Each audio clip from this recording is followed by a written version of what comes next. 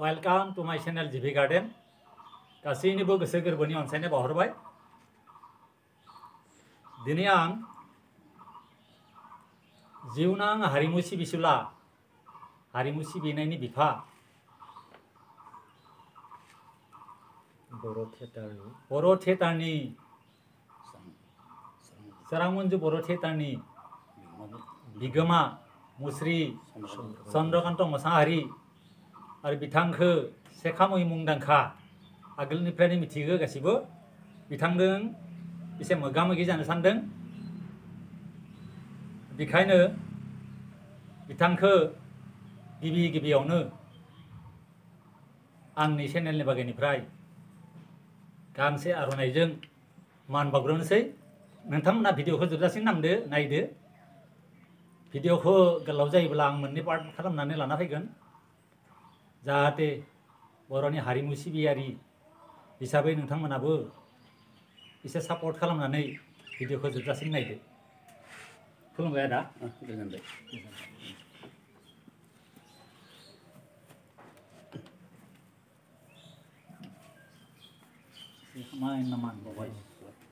आंनि आदा धरनिधर बसुमतारिया सोरां मन्जु बिगोमानि सोरां मन्जु थियेटारनि बिगोमा चन्द्रकान्त मोसाहारिखौ गांसे आर'नाइ फालिजों मान बावबाय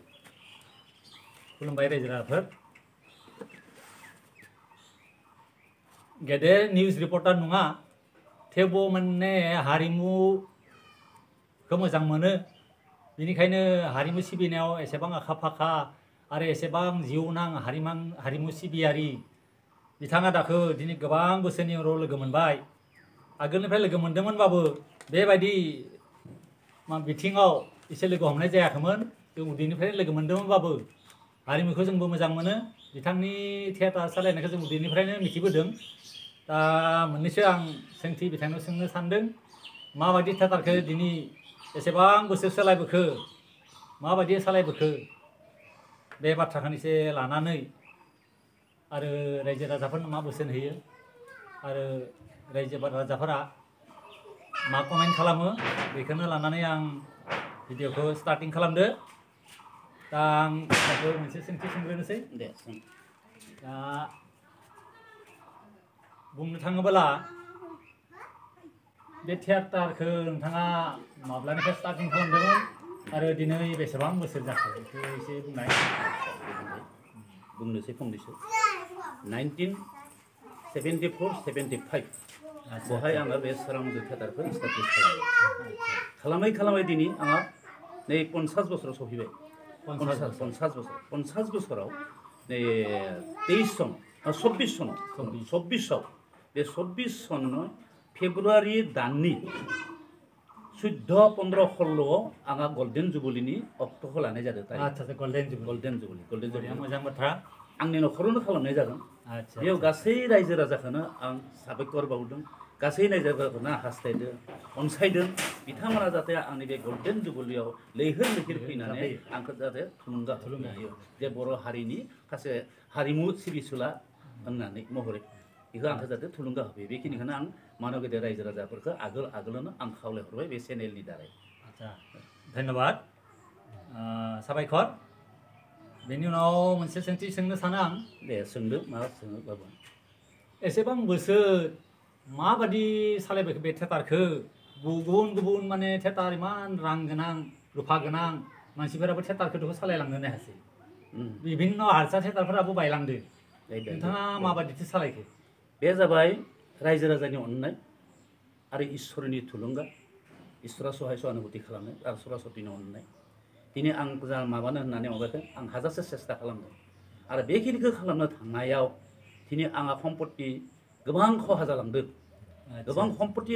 खहा जालांदोंबाबो आं दुखु नाङाखै आं जिरायना थायाखै आं मेंनानै उन्दुना थायाखै मानोना आं अबिराम सोलिगासिनो दं खारगासिनो दं मानो होनना बुङोब्ला आंहा मोनसे प्रतिज्ञा दंमोन माने चेलेन्ज मोनसे भाब दंमोन जे गुबुन हारिफोराबो दिनै माबा गल्डेन जुबलि खालामनो हायाखै गुबुन थियेटाराव खिन्थु बर'नि भितराव आं गल्डेन जुबलि खालामगोन होननानै आंहा मोनसे थांखि दंमोन बे थांखिखौ नेनायावनो बे थांखिखौ साननो दिनै आंहा 65 बिघा हाया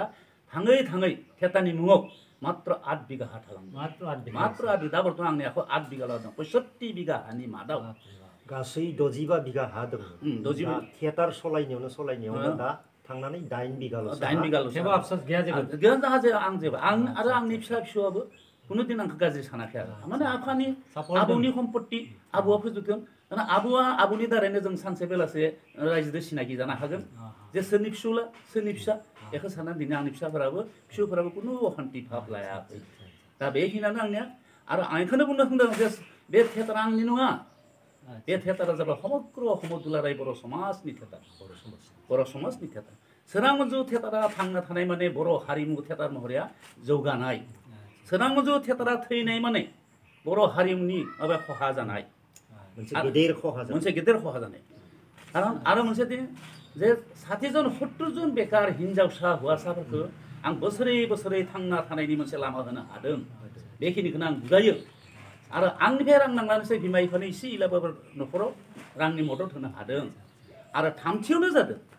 बे सोरां मन्जु थिएटारखौ दाब दाब जायगायाव गुबुन गुबुन कमिटिया लिंना लाना थांनानै सोरबा स्ट्रं कमिटिफ्रा 2 लाखालागि इनकाम खालामदों हरथामनि मादाव आरो सोरबा हौवाफोराथ' माबाफोराथ' इसोर मा खालामो जानाय खरसखौनो मोना थिग তেনেকুৱা आं बुहुत बर' हारिनि थाखाय मावबोआखै आं बांद्राय बुंनाय जाया खिन्थु गोसो मोजाङै बुंनो गोनांबा बर' हारिनि थाखाय आं जथेस्थ' खामानि मावबोदों मोजाङै गोथौयै सानोब्ला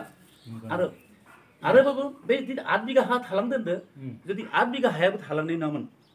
8 बिघा हायाव थाङो जितियानोखि जोंहा बिटिसि सरकार सृष्टि जाबाय हाग्रामा महिलारा माबा सिफ जाबाय बे समायाव माने हाग्रामा महिलारा आंनो बे सोरां मन्जु थिएटारखौ फोथांना लाखिनो थाखाय आंनो थोजासे होनो हायाखैबाबो एसे इला होनानै सोरां मन्जु थिएटारखौ हाग्रामा महिलारा फोथांना लाखिदो आरो लोगोसे बिथांनिनो आखान्थि एमसिएलए बिथांमोनाबो आंनो हाजारसे सहाय खालामनानै आंखौ फोथांना लाखिदो लाखिनायनि थाखायसो दिनै आंनि 8 बिघा हाया थालांदो जुदि बिथाङा लाखियामोन होमबाना बे 8 बिघा हायाबो थानाय नङामोन दिनै आङो लामानि बिबायारि जानानै रांनि बिबायारि जानानै सेखा रुवा लानानै खदाल लानानै हाजिरा खामला मावना जाबाबो आं खनालि जयन्तिखौ मोनहैनाय नङामोन आच्छा थिगैनो दं बेनिखायनो आंनि चेनेलनिफ्रायनो बिथांमोनखौ जोबोद धन्यबाद हरबाय नोंथांनि जे बेखिनि खामानियाव एसेबाबो हेफाजाब होदों बा गोसोआव फैदो बेबायदि हारिमु सिबियारि मानसिखौ बेबायदि अनसुंथाइ होनांगौ साबायखर बिनि उनाव आरो फैबाय बाबा बेनि उनाव फैबाय आंहा मा जितानोखि हाग्रामानि उनाव जोंहा बिटिआर सृष्टि जाबाय बिटिआर सृष्टि जानायाव जोंहा प्रमद बर' सारनिफ्रायबो आं एसे सहाय सहानुभूति मोनबाय आरो नै दा बावैसो बेखौ बुंखानि आङो नै दा बावैसो नै दाखालिसो आंनो 10 लाख थाखा थिएटारनि मुङाव प्रमद बर' सारा सिबा आंनो होबाय 10 लाख माने बेखौ आं गल्डेन जुबलिनि थाखाय सानसे साननै बोसोरसे बोसोरनै थिएटार खालामनायनि थाखाय होआखै गल्डेन जुबलिखौ खालामनायनि थाखायसो बिथाङा आंनो बे रांखौ होबाय आरो 9 मे 2023 नोंथांनो होदो 10 लाख आच्छा बुंबावनाय ना बुङाबा आं फंसे सोंनो सानो माने नोंथांनि माने बे बाथ्रानि हेफाजाबैनो माने आंनि चेनेलनि थ्रुयै आं बेखौनो बुंनो सानो जे जों पलिटिक्स खालामाबासिनो जे जियानो जायाथों बिटिआरानो जायाथों बिटिआरानो जियानो हक बर' हिसाबै जे अनसुंथाइ होदो बिनि थाखाय बिथां प्रमद बर' सारखौबो माने साबायखर बावदो आरो लोगोसे दंबावो थांनाय बे अक्ट'बरनि लास्टआव डिमाकुसिखै पश्चिम पटला होननाय थिएटार जायगायाव थिएटार खालामनायाव जोंहा बिश्वजित दैमारि जितु आइन मन्त्रि आसाम सरकारनि जितु आइन मन्त्रि बिश्वजित दैमारिया बिथाङा आंनो 5 लाख थाखा होदो दा बर' समाजनिफ्राय लासै दासो माने आंखौ नागिरनाय जादों बै समायाव खालामफेरनो आगोलाव खिन्थु रावबो सिनाय नङा सोरां मन्जु थिएटारा जातिनि थाखाय एख मावाखै जेबो मावाखै मा मावदों ओरैनोग्रामोन खिन्थु नाथाय दासो बुजिना मोनदों जे 50 बोसोर जानो समायाव मन्त्रि एमएलए नाखसे गथायबो दा आंनि माबा लोगोआव फैफाजोब्बाय जे सोरां मन्जुखौ जों साबायखर बावनांगौ बर' हारिनि भितराव एकमात्र मोनसे थिएटार बिथाङा खनालि जयन्ति खालामसान्दों एसामिस थिएटारबो खनालि जयन्ति खालामनो हायाखै जोंहा बेसे दुगानाय बाथ्रा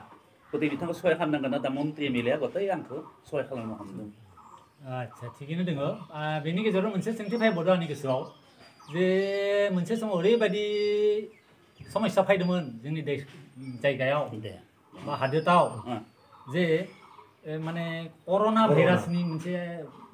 जोबोर माने गिथावना माने परिबेस जादोंमोन आरो लोगोआवनो बर' आन्दलन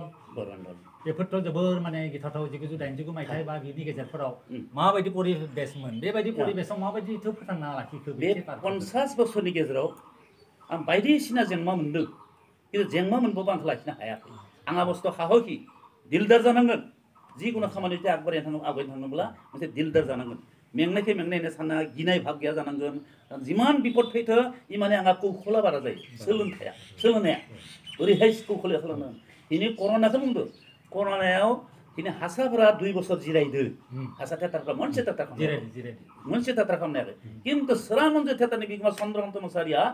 बोसोरनैयावबो कर'नायावबो गानानै फैदों अब्लानो आंखौ बहुदानो सोङो जे कर'नायाव हासाफोरा गिदों नों मानो गियाखै आं मानो गिनो जों खालामनाय सब नंखाय बेफोर बुस्थुआ आं गायगोन बेयाव बहाय दानायाव कुनु माने प्रशासननिफ्रायबो हक जोङो पाब्लिकनिफ्रायबो हक कमिटिनिफ्रायबो हक कुनु आंखौ डिस्टार्ब होआखै सुन्दर 2 बोसोर आं सलायना फैदों कुनु डिस्टार्ब मोनाखै खिन्थु दा बेखौनो मानसिफ्रा गिदो हासा एक्टरफ्रा बुंदों जे इमान साहसि मानसि इमान साहसि मानसि बे माबाबो जिरायना थायाखै इयो कर'नानि दिनाव बाब्रे मा साहसि मानसि दा बेबायदिहाय आरो आगलानि दिनावबोथ' आंहा कर'नानि आगोलाव बहुद घात प्रतिघात बेनाव आं मोनसे सोंथि सोंनो थाङो सोरबाफोर माबा हेंथा होदोंमोन नामा हेंथा हिसाबै हेंथायाथ' बायबांला फैखायोमोन डाइरेक्टआ सोरखौ हेंथा निश्चय बाहायबाबो मोनो आरो मोननि होननानै बुंनो हाया फंबाय आरो 50 बोसोरनि गेजेराव बायदिसिना जेंनाया थाखागोन आरो बेखौनो मोनसे जायगायाव आंखौ मोजां मोनसे माबा खालामदोंमोन अत्याचार खालामदोंमोन बे जायगायाव आं गाबै बुंदोंमोन जे मोनसे समायाव सोरां मन्जु थियेटारखौ सानजा हरनिफ्राय सोनाब साहानिफ्राय खोलाहा सोरां मन्जु होनना सारा आसामा नागिरनांगोन होननानै आं गाबै सानखौ खुलुम रायजो राजाखौ खुलुम आं बुंदोंमोन बे माबाया दिनै आंहा जाफुंबाय माने এই চ্যালেঞ্जआबो आंनि गोसोआव नांना थादों माने बिना दखौनो आंखौ बुदोंमोन मा जाथाय जादोंमोन माथे माने मा जोंहा अर्गेनाइजारा बुंदों मा बे जायगायाव थियेटारब्ला माबा कन्ट्राक्टबाबो हरजोबा पार्सेन्टबाबो ओरैनो मानसिफ्रा सोना होयो ओरैनो अर्गेनाइजारा बुंदों खिन्थु आंथ' बुङाखै अर्गेनाइजारा बुंदों होनना बुंदों दा अर्गेनाइजारनिखौ सोङालासिनो अर्गेनाइजाराबो बै सानाव आंजोंनो दं बिसोर थांनानै आंखौ मोजाङै सोङालासिनो आंथ' सोंना नाय ओरैनो लेगलिसोर सोङालासिनो आंखौसो थाबदो बुग्लिनाय आं गाबै प्रतिज्ञा खालामदोंमोन जे मोनसे समाव नोंसोरो सोरां मन्जुखौ गाबज्रिनो सारा आसामा आं चेलेन्ज खालामबाय होनना बुंदोंमोन बिनि थाखाय आंनि सम्पत्तिया थांदोंबाबो आं थांनाय बायदि मोनाखै आं बहुत चेलेन्ज मुखि मानसि बे गोरोन्थिखौ खालामदों बिथांमोना एसे सानना नायथोसै जाहाथे बेफोरबायदि खामानिखौ उनावहाय मावा बे बुस्थुखौ दिनै बुङाबो इसोर बिथाङा आंखौ माबाना खुनु लाब गैया आरो जे सत्य खोथाखौ खोमाना दोननो हाया आरो बेनि हयथ' गाहाम गाज्रि जायगायाव मानसि दङ बिथांमोनबो दा खोनानानै हयथ' मोजां मोनगोन सोरबा गाज्रि मोनगोन खासिकत्रा जायगायाव इनि मानसिफोरा थांनानै आंखौ देउलकुसि होननाय गामियाव बुहैदोंमोन पेन्डेल बुकनि थाखाय खिन्थु आं बुंनो होआखै माने अर्गेनाइजार मा बुंदों अर्गेनाइजारखौ सोंनानै ओरै बुंनायावनो आंखौसो बुबाय एबायदि जोंहा बर'नि गियाना बर'नि खर'आ बेफोर खामानिखौ दा मावथोसै